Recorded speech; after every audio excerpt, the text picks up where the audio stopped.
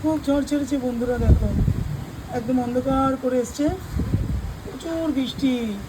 আজকে ভেবেছিলাম আমি গাছে ফাঙ্গিসাইড দিয়ে দেবো, ফাঙ্গিসাইড না দিলে কিন্তু প্রত্যেকটা ফল পচে যাবে।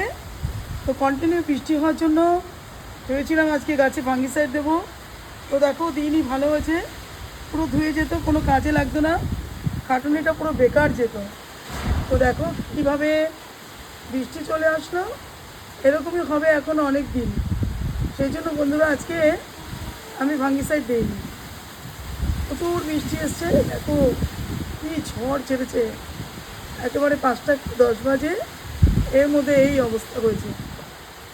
এই করে করে না গাছের আমগুলো সব নষ্ট হয়ে যাচ্ছে।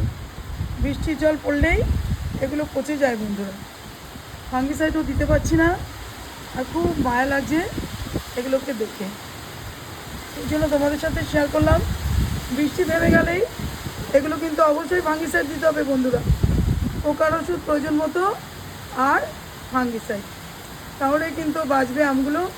নাহলে গাছের পাতা পচে যাবে, যে কটা ফল আছে সব ফল কিন্তু আস্তে আস্তে করে পচে যাবে। চলো